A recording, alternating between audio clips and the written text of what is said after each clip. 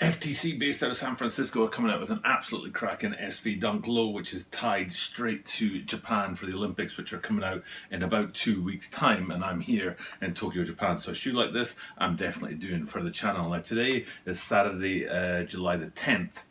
This video will probably find its way up onto YouTube by Monday the 12th, and that means it's only going to be about 10 days before the Olympic opening ceremony. So this is the perfect time to do this shoe and talk about all the details on it that really are tied to Japan, not really to the Olympics. It's all about, according to what I've read, Japanese Sentos. I actually disagree. I think it's all about Japanese Onsen, and there is a difference between the two, and we'll get into that in today's video. We'll talk about the details on the shoe, my favorite part, the little Mount Fuji that's hiding on the inside of these guys, and all that ties this thing to Japan, and all the great details, especially the materials on these guys. So let's just get into this guy and talk about everything we can in about 10 minutes, which is asking a lot because there's an awful lot on this shoe. So first things first, let's get into that Sento versus Onsen. Now, a Sento is basically a public showering place, and it's a really functional thing. It would be like a local community sort of bath house that has your showers around the side, a hot bath at one end,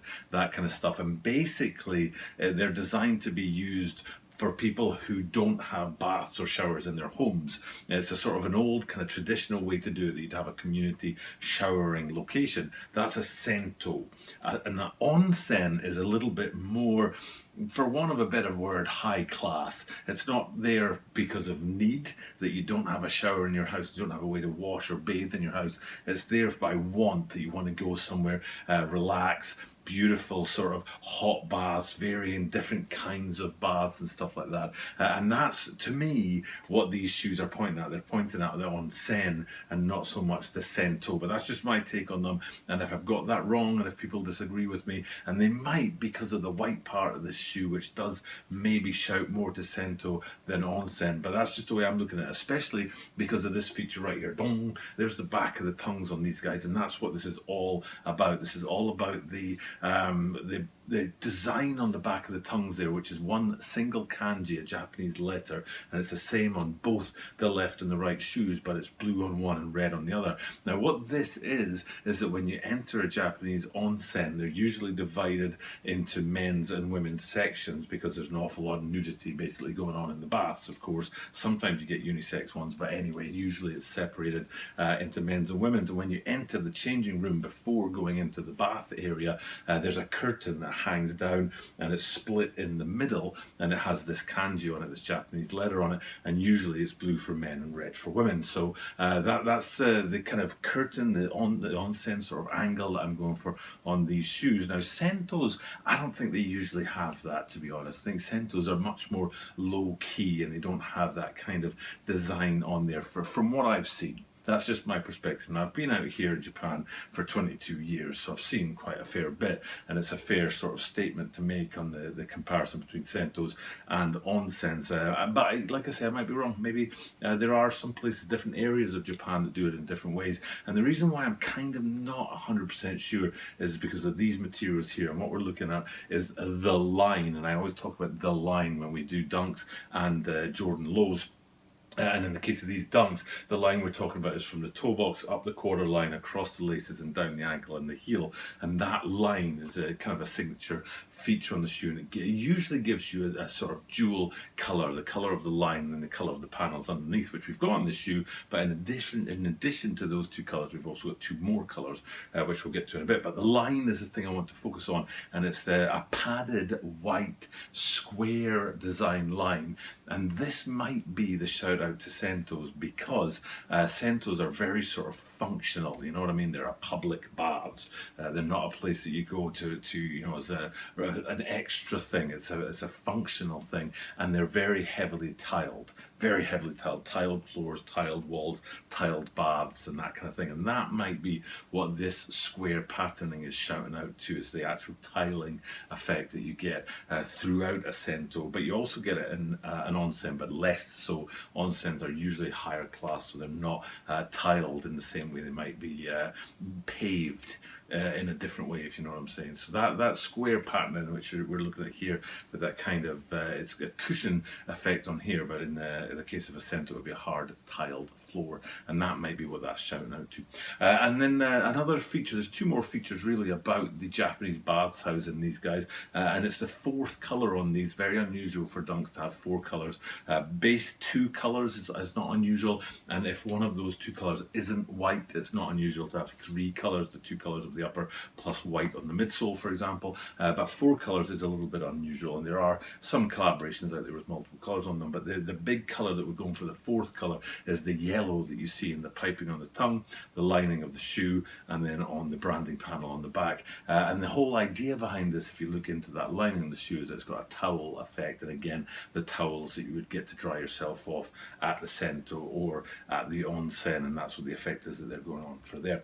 And since we've already looked at the yellow, we might as well go around to the back and have a look at the branding panel on the back, and that shouts out to the FTC store in San Francisco with the branding on the back. But my favourite thing about that branding on the back is it's slightly off centre, a little bit off kilter, and if you know your dunk lows, you'll know that the branding panel on the back is often a little bit sort of crushed at one end where the E doesn't quite fit in the branding panel. It's great to see them sort of nodding to that a little bit here. You'll see it on the green screen that the FTC is just a little bit not quite straight on there, which is a great touch on the shoe if you ask me.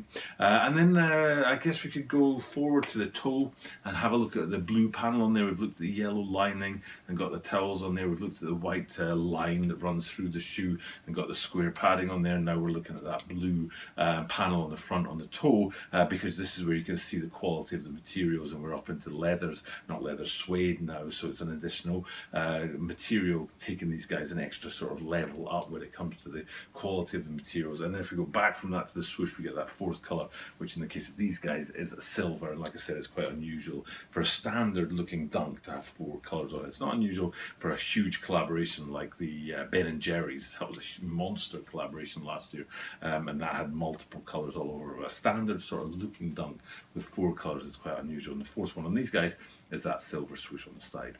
And then I think, no, there's two more. The second last thing we'll look at is the outsole, and then we'll look at the insole, which is actually my favourite feature of it. So the outsole looks like this, and you see the branding panel in the middle of the outsole in white there, but the rest of it in that sort of translucent, semi-translucent aqua blue to match the blue of the upper. Very nice little touch on the bottom here. It would have been very easy to go with a very solid colour on the bottom of the shoe, but the semi-translucence on there is absolutely beautiful. Looks really, really great. And then the last thing to look at is the insoles, and what we'll do is we'll look at the insoles while they're in the shoe right now, which gives you a hint of what we're going to see. But before we go away from that picture, what you'll also be able to see is the tongues, and it's well worth looking onto those tongues. There's probably a better picture of them. It looks like this with the Nike swoosh SB, but then below that FTC instead of Dunk Low Pro, for example, which would normally be written at the bottom of the branding on the top of the tongue there. And then the final thing is to look at those insoles, but taken out, and they look like this.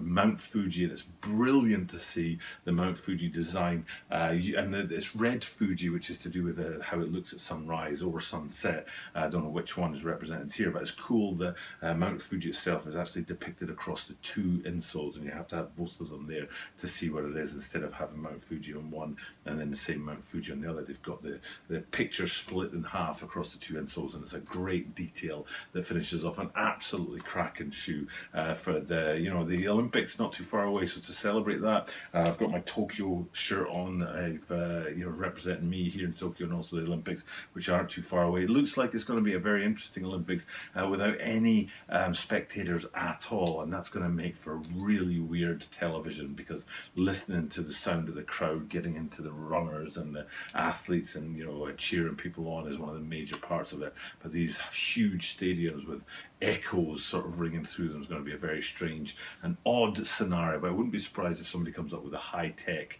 this being Japan and all, way of actually getting some kind of background noise into the stadium so that doesn't happen. We'll have to wait and see. 2 more weeks or so, and these shoes are going to be coming out right in line with that on July the 24th, which I think is the date of the opening ceremony. Is it the date of the opening ceremony? It's definitely the weekend of the start of the Olympics, so something to look forward to coming down the line from the Nike SB Dunk Low line. With that being said, it's time to wrap this one up, so I'm just going to jump off and get out of here. It's kind of late at night, to be honest. It's almost 1 AM on Saturday night, so I better get off and get some sleep. Just thank you guys for checking out the content, and I'll say the same thing that I say at the end of every single video, which is I do this every single day, and that means that you are guaranteed to see me tomorrow.